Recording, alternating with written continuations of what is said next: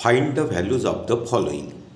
Using the identity a minus b चा whole square is equal to a square minus twice ab plus b square. या आयडेंटिटीचा use करून आपल्याला 79चा स्क्वेअरची value आपल्याला find करायची आहे. तर एला आपण फर्स्ट टर्म म्हटलं, बीला सेकंड टर्म म्हटलं तर काय होईल?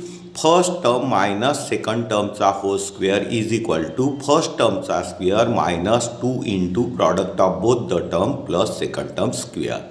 तर मग आपल्याला पहिले 79च्या किती टर्म बनवावं लागेल? 2.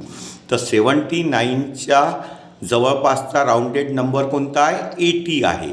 तर 79ला आपण काय लिहू शकतो? 80 मायनस 1. काय लिहू शकतो? 80 मायनस 1चा होल स्क्वेअर. आता ही आयडेंटिटी वापरू शकतो. ए मायनस बीचा whole square is equal to A square minus twice A B plus B square. म्हणजे फर्स्ट टर्म मायनस सेकंड टर्मचा whole square is equal to first टर्मचा square minus 2 into product of both the term plus second term square. आता इथे first term कोणती होईल? 80 आणि second term 1. म्हणजे आयडेंटिटीप्रमाणे फर्स्ट टर्मचा square minus 2 into product of both the term म्हणजे 80 इंटू 1 प्लस सेकंड टर्मचा स्क्वेअर 1चा स्क्वेअर. आता आपल्याला याला सॉल्व करावं लागेल. 80चा स्क्वेअर म्हणजे 80 इंटू 80 करावं लागेल. 80 इंटू 80. 8 8 जार 64 आणि इथे 20 ॲड करावं लागेल म्हणजे 6400. 6400 मायनस 80 इंटू 2 160. 160 इंटू 1 160 म्हणजे यांचं 280 आणि 1चं मल्टिप्लिकेशन येईल 160 प्लस 1चा स्क्वेअर 1. आता आपल्याला 6400मधनं 160 सबस्ट्रॅक्ट करावं लागेल आणि 1 ॲड करावं लागेल म्हणजे 6400 मायनस 160 म्हणजे इथे काय होईल? 0 10 मायनस 6 4 कॅरी 1 4 मायनस 2 2 आणि 6 आणि याच्यामध्ये 1 ॲड करायचा आहे प्लस 1 म्हणजे काय होईल? 1426 म्हणजे 6241. 6241. प्रॉब्लेम 2. 193चा होल स्क्वेअर याची व्हॅल्यू फाइंड करायची आहे आपल्याला using the identity A minus बीचा whole square is equal to A square minus twice A B plus B square. तर एला आपण फर्स्ट टर्म म्हटलं, बीला सेकंड टर्म म्हटलं तर फर्स्ट टर्म मायनस सेकंड टर्मचा whole square is equal to first टर्मचा square minus product of both the term plus second term square. तर ही आयडेंटिटी यूज करायची आहे. तर इथे आपल्याला किती टर्म पाहिजे? 2 टर्म.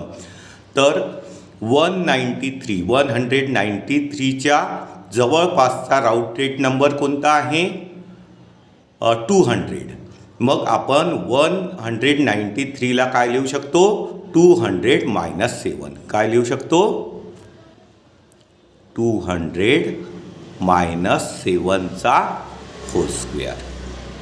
आणि आता इथे आपण ही आयडेंटिटी वापरू शकतो. कोणती? ए मायनस बीचा whole square is equal to A square minus twice A B plus B square. A म्हणजे फर्स्ट टर्म, बी म्हणजे second term. First term minus second टर्मचा whole square is equal to first टर्मचा square minus product of both the term plus second term square. आता first टर्मला 200 म्हणू आणि second टर्मला 7 म्हणजे काय होईल? एक्सपांड कसं होईल? फर्स्ट टर्मचा स्क्वेअर म्हणजे 200चा square minus 2 into product of both the term म्हणजे 200 इंटू 7 प्लस सेकंड टर्मचा स्क्वेअर म्हणजे 7चा स्क्वेअर. आता आपल्याला याला सॉल्व करावं लागेल. तर 2चा स्क्वेअर किती होतो? 4 आणि इथे 2 0 आहे तर याचे किती 0 होईल? 4 0. 1 2 3 4 म्हणजे 200चा स्क्वेअर किती 40,000 मायनस आता 200 आणि 7 याचं मल्टिप्लिकेशन तर 2 × 2 4 4 7 जा 28 आणि इथे 2 0 ॲड करावं लागेल 2800 2 2 जार 4 4 7 जार 28 आणि 0 प्लस 7चा स्क्वेअर किती होऊन जाईल 49.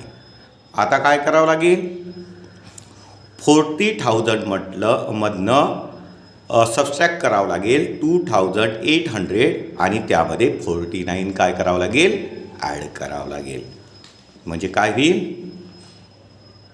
40,000 मायनस 2,800 सबस्ट्रॅक्ट करावं लागेल म्हणजे किती येईल 0 0 10 minus 8 2 carry 1 10 minus 3 7 carry 1 4 minus 1 3 आणि यामध्ये आता आपल्याला किती ॲड करावं लागेल 49 ॲड करावं लागेल म्हणजे काय होईल 9 4 2 7 3 म्हणजे 37,249 37,249.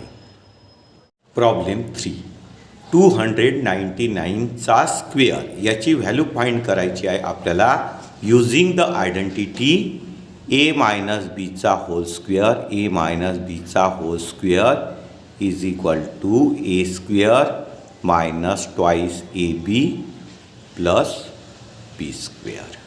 तर आपण एला जर फर्स्ट टर्म म्हटलं बीला सेकंड टर्म म्हटलं तर फर्स्ट टर्म मायनस सेकंड टर्मचा whole square is equal to first टर्मचा square minus 2 into product of both the term plus second term square.